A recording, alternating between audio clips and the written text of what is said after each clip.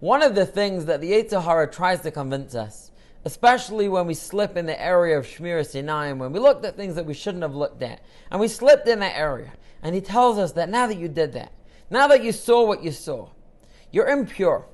The person is tainted. It's almost like damaged goods. And then he says, and since that's the case, we can't get back up and do mitzvahs and study Torah and go to shul like anyone else is doing because you're damaged, you're impure, you're filthy. How could you get back up?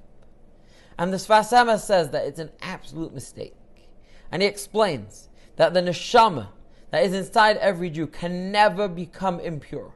We cannot touch or taint the neshama. The only place that impurity comes, Toma, is only from the aspect of the guf of the body. The neshama will and always and has been holy, pure, untainted. And this is what we say every morning right when we wake up. We say, Elokai, neshama shenasata bi, the neshama that you placed inside me, tahorahi. It's pure, it's holy. Nothing happened to it. The only thing that happened to us was our body became impure, and we allowed our body to be stronger than the voice of the neshama.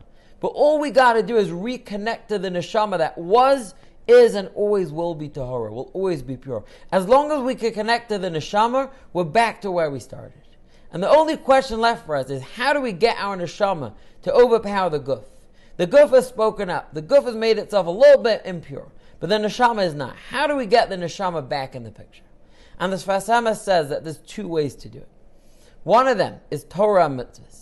Whenever we study Torah and we do a mitzvah, what that does is it awakens the neshama inside us. And the more mitzvahs we do, the more the neshama is stronger than the body and allows its tahora here, allows its purity to overcome the body and purify us once again, even the body. So the best thing to do after slipping in an area like Shmiras Einayim is to get up and do a mitzvah. Do a positive act. Do an act of kindness. Give some tzedakah. Learn some Torah. Because what that will do is will allow the neshama that's inside us to be reawakened and win over the body. And when we do that, the part of us that was always pure and always is pure and always will be pure will overcome the body and become the dominating force once again.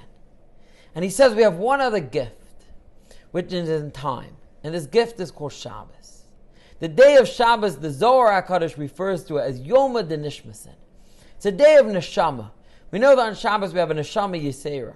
We have an extra soul. And what that means that we have an extra soul means that the soul, the neshama, is more dominant over the body on Shabbos than it is during the rest of the week. And we need to cash in on this holy spiritual day of Shabbos. We need to cash in. And we need to connect to our neshama and allow the part of us that's tahorahi to overcome the body and cleanse it and purify it.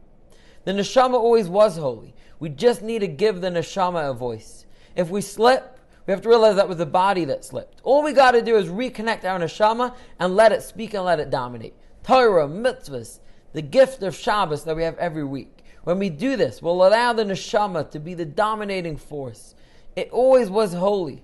It was always tahora. And every morning when we wake up, we proclaim and we say, no matter what happened last night, no matter what went down, Elokai, neshama shenasata bi, tahorahi.